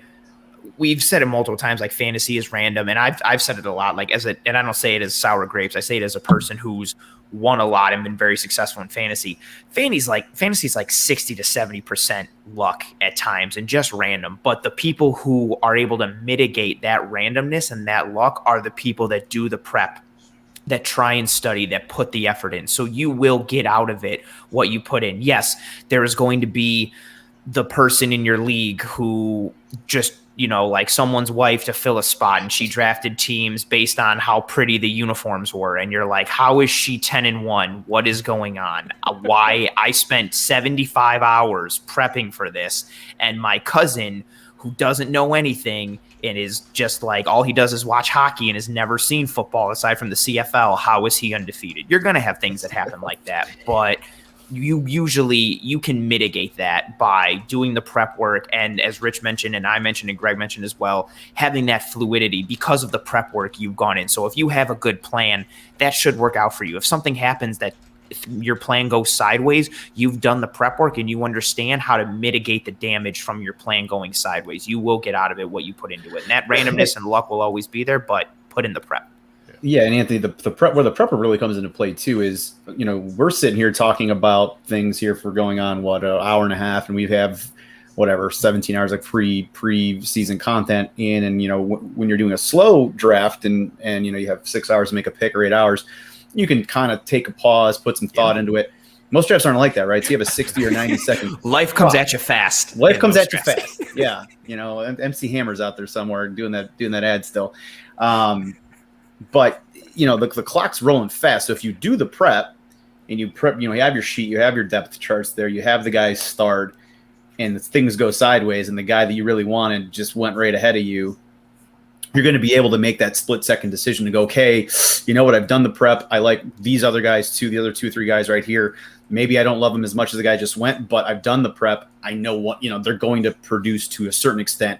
Just I'll just grab one, and I'm not sitting there scrambling and getting skipped or taking somebody that you have absolutely no clue about. So that's really where the prep comes into play, especially in the live live drafts, whether it's online or in person. The fact that things go much quicker. It's that panic when there's 10 seconds left and it's beep, beep, Right. beep, and you're like, oh, all right, Kenny Galladay. Like, no, I didn't want Kenny Galladay. Why did I take Kenny Galladay in round 2? Kenny Galladay? And for those of you that were out there and saw us in the live underdog draft, you saw that, right? Yeah, I mean, you saw that a few times where like people were laughing at our facial expressions because I was Anthony burning. melted down a few times. Yeah, it was hilarious. I was getting down to the 2-3 second warning, and but see, at least in that regard, I was between like 2 or 3 people who I knew I wanted. It was like, which do I do? It's much worse, to your point, being like, oh my God, I don't have any idea who do. And then you pick someone, and then everyone's like, dude, you just took the guy who's out for like 6 weeks with a torn MCL or whatever. And it was like, oh, but I didn't. What happened? I don't want to play anymore. Can I get my money back?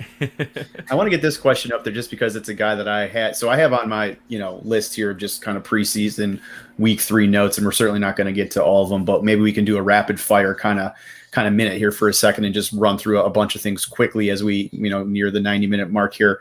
But C put up Claypool or Jamar Chase full PPR redraft. I think that's a good question. And I think coming into, if you asked me that question 3 weeks ago, it would have been a much closer answer for me. I think right now, and again, Browns fan here, but I think Chase Claypool is the easy answer right now. But at least the answer I feel much more comfortable with. I don't know what's going on with Jamar, but he's got a case of the yips right now. He couldn't even catch a screen pass today. And granted, it's preseason, but literally the last 4 targets going over the last 2 games, he hasn't caught the football. So that is scary to me. And the fact that, again, Burrow, had some issues here and there a little bit also with the yips. I think he's past that from a mental standpoint with the knee. But, there's, whether it's Tyler Boyd there to Greg's point, or T. Higgins is certainly no slouch there in Cincinnati. Obviously Burrow is going to continue to give his boy, some looks because I'm sure he wants him to get over that based on their connection they had in college. But that concerns me that he's not catching the football right now as the number 1 pick. So something is there. Something there's mentally wrong with Jamar. So, I think that Chase Claypool is in a position where, again, I certainly want the Steelers to fail as much as anybody. I want Ben Roethlisberger to be done, just like you guys wanted Brady to be done. But I think Ben has enough in the tank that, whether it's Deontay Johnson or Claypool or Juju, they're going to get the ball. I would probably prefer Claypool at this point over Jamar Chase. Again, and Jamar's a rookie, so we've talked about this on the show. Like a lot of times, Justin Jeffersons don't happen all the time. That season as a rookie. I think Anthony brought that point up, right? Yes, I freaking had Justin Jefferson in that auction league, and got him for $1 and sat there after week 2 and was like, I don't know. It looks like it's not going to be his year, and dropped him. And now I want to punch myself in the face, but But I'd go Claypool over Jamar Chase right now. Same. And exact same what you said 3 weeks ago. I would have been the opposite. I would let somebody else take Chase. And yes, there's a drop off at some point where I would, but I would much rather have T. Higgins right now. I might take Tyler Boyd straight up over Jamar Chase right now, maybe. So someone else is going to take Jamar Chase before that point, which is fine. And that I'll wait and let them get frustrated and pick him up in week 4 after they drop him, and then I'll profit from it in week 10 when he figures stuff out. Because he is really talented, and he will figure it out. But right now, it looks ugly. That's fair. No, and to answer your question, I don't know if I got lost in translation. No, Chase Claypool over Jamar Chase for the multitude of reasons that Rich and Greg laid out. And yeah, and I would – Rich, I love that you brought a full circle with a point that I had made about Justin Jefferson. We talk about the whole – it's been talked about with Kyle Pitts, the whole like rookie tight end thing that rookie tight ends have to get over and that they really don't. It's almost similar like that for rookie wide receivers. There are not a lot of Justin Jefferson rookie wide receiver seasons, and I feel like people just attributed, whether it was the LSU connection or just how highly touted Jamar Chase was, people were just thinking, oh, Jamar Chase is going to be like this year's Justin Jefferson. And people are thinking that he could be like a wide receiver 2 or maybe even a low-end wide receiver 1 in some circles and how early he was going. And so I thought there would even just be that level of, hurdle and obstacle that he'd have to overcome of, being a successful rookie receiver in the NFL, let alone the target share with Boyd and T. Higgins, who are also very good. Greg, I love your point about Tyler Boyd. I really like Tyler Boyd as a wide receiver, and almost to the point that if I were, Jamar Chase is tremendous. I would have gone offensive line if I were Cincinnati there, because I thought Boyd and Higgins were a really nice 1-2, and you need somebody to beef up on that line to continue to protect Joe Burrow. Chase is sexy. I get it. But I would have gone line there because I believe in Tyler Boyd and T. Higgins. How much would Joe Burrow like to have that 6th-ranked offensive line, because they take Penei Sewell? Right. Even Rashawn Slater. If he had the time, he could totally make Higgins and Boyd work, and whoever else at wide. Again, the Browns are deep with Landry and OBJ, but Donovan Peoples-Jones looks great because Baker has time. Kadarius Hodge is making plays at the wide receiver position because Baker has time to throw the football. So you can make a third wide receiver work if you have time to throw the football. So I agree with that point. And I'm going to put one funny comment up there. I just saw it from Caitlin. So she thinks that I'm a Browns fan because I look like Mike Pettin, which I love. I think you look like Matt Nagy. It did make Matt Nagy. Okay, hold on. So we gotta let me put this up here for a second. So here's Mr. Pettin and me. I don't know. Maybe if you had the full beard. But I always thought that Mr. Pettin looked like Stone Cold Steve Austin myself. Pull up Matt Nagy. So, I thought that was funny out of Caitlin, so I wanted to throw up the I almost tweeted it. I was going to text you the other day with a picture of Nagy, and I was going to be like, Rich, how do you have time to do all these things and also coach the Chicago Bears?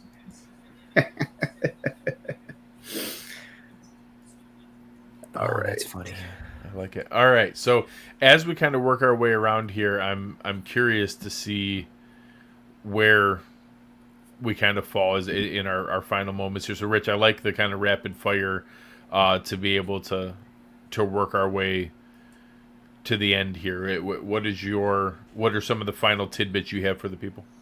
Yeah, I just some last second preseason week 3 thoughts that we didn't get to, so I'll just rattle them off. Irv Smith Jr. got hurt; is going to at least miss the beginning of the season in Minnesota, so keep that in mind. Obviously, Irv Smith wasn't a top tier tight end, but he was right there, tight end 10 to 14 range. So somebody that I think you may have been targeting. If you didn't get one of the top tier tight ends, and I actually liked him quite a bit as a sleeper tight end. I thought he was going to get his chance to shine a little bit in Minnesota, especially in the red zone. Again, a kid out of Alabama, if you don't know Irv Smith. So just keep that in mind. I don't think he's going to miss a ton of time. It's uncertain right now, but they said he's going to for sure miss the beginning of the season. We'll have to see what that means. So keep your eye on that if you are targeting Irv Smith Jr. Later from a tight end standpoint. Daniel Jones, I feel, looked better towards the second part of the game than the first drive. I think he looked terrible. But what I took from that more so than that was that he targeted Sterling Shepard a ton in that first couple drives. And I know Galladay wasn't on the field today, but that was interesting to me. So I'm curious if maybe they're finding a little bit of a rapport there. So I'm kind of maybe thinking Shepard potentially there. Their connection looked good. Mango White Claw. He was sharp today, so maybe he's upgraded to Black Cherry White Claw for this week. He went for 139 and 2 touchdowns. And for those of you that haven't listened to our QB episode when we were doing our pop culture comparisons, Mango White Claw is Trevor Lawrence and his I just don't like his hair. So Mango White Claw, 11 of 12 for 139 and 2 scores. He looked great today, and I didn't think he looked good in the first 2 preseason games, and I thought he looked pretty solid today, so that's great. One of the sleeper guys that I've talked about a little bit, wide receiver position, Cephas from the Lions, 3 targets, 3 receptions, and a touchdown. So he's somebody that I'm looking at maybe really late. I'm not sure who's going to emerge there from the Lions from a receiving standpoint. I've been thinking Tyrell Williams, but Quintez Cephas is an interesting dark. Yeah, I still think Tyrell Williams is, but just somebody maybe late you could grab and maybe you catch some, he's usable here and there, but he looked decent today. And then, Sam Darnold, I don't like at all, but he got a lot of work in at least today, this weekend, 25 pass attempts and 2 touchdowns, 162 yards. So that, that's something to kind of keep in mind. I thought at least he showed he might be able to do some things down there in Carolina, which again, for those folks that really like DJ Moore, who we haven't really talked about a ton at all, somehow over like 16 hours of content, but those folks that maybe like DJ Moore or Robbie Anderson, it was encouraging that he went 19 for 25 today with those 2 touchdowns. So those were just some of my takeaways from the weekend that we didn't get to in the rapid fire segment of our fantasy show this week. No, I think it makes a lot of sense, and like Anthony said, one of the questions is definitely how you're able to. Thank you. How you're able to coach the Bears and attend the show is asking a lot. That's close, right? I can see it, at least. I can see it. I can see it. I'll get a visor for next show, and we'll do it. So this has been a ton of fun. We're going to be able to go through. We appreciate everything. The chat was awesome tonight. It's definitely the best chat we've had so far.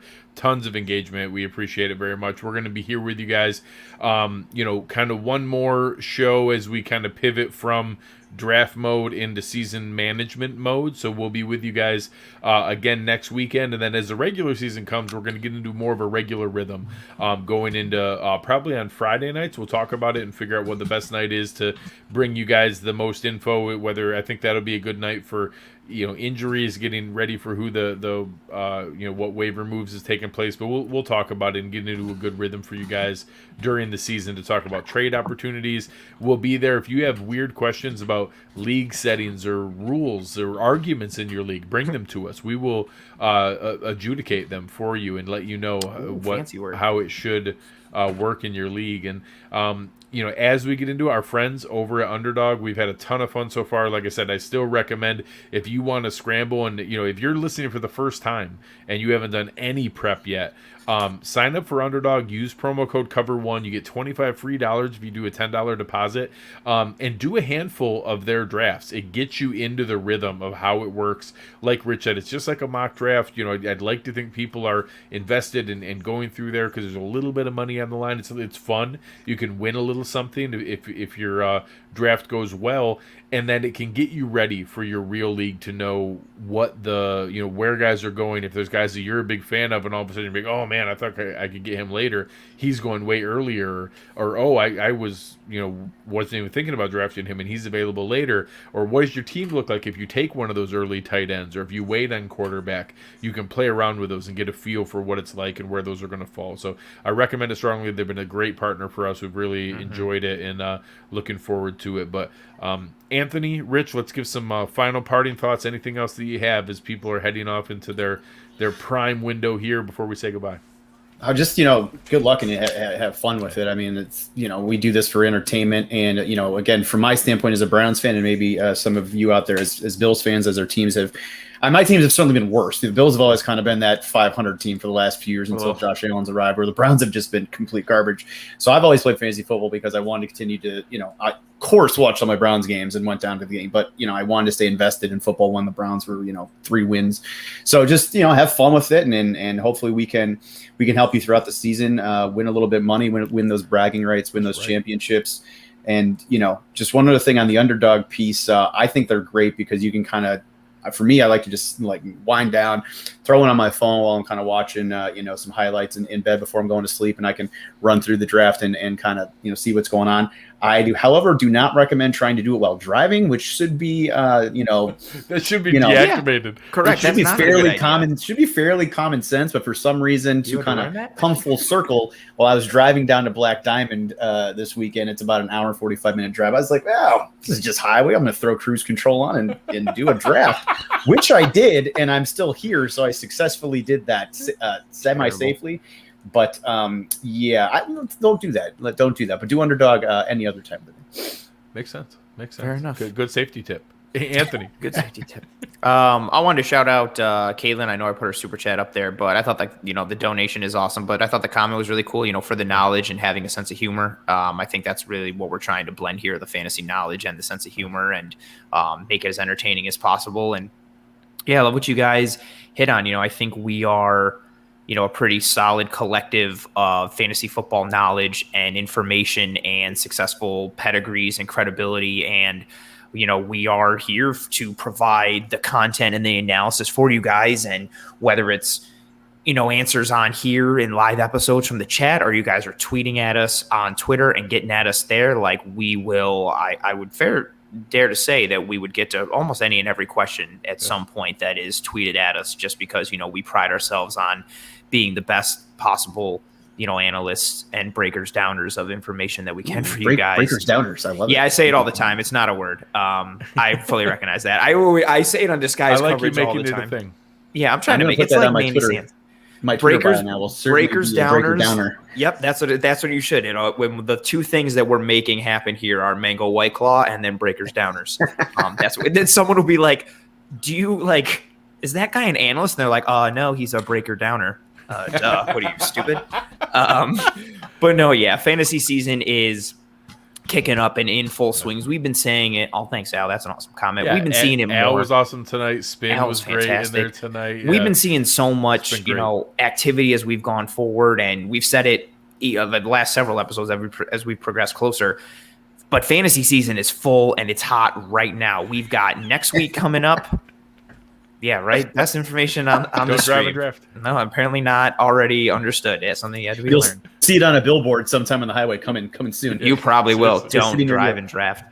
But the fantasy season's in full swing. So many leagues are going to be drafting this upcoming week, and then we are less than 2 weeks away from opening, kickoff on Thursday the 9th. So more drafts are going to be picking up this week. More drafts will be picking up next week, leading into that Thursday night game. A lot of people like to do the whole Labor Day weekend draft action, whether it's that Monday night on the holiday or sometime on that weekend, whether you're getting together live and in person or not. So yeah, there's more content to come and more things, and tweet at us, get at us. And yeah, this episode was fantastic like they always are. And I think it's awesome that, Greg and I get to do a show with Matt Nagy. No, we appreciate it, guys. It's been a ton of fun. Make sure you're checking it out. If you need to do prep, go back. All of our shows here are evergreen leading up to the season for you. They're going to be really valuable to be able to go through, and you can check out our direct-to-DVD movie Breaker Downers coming up anytime now. But no, on behalf of Anthony, Rich, all the rest of the guys at Cover One, we appreciate it. I'm Greg Tompsett. You've been listening to Cover One Fantasy, and we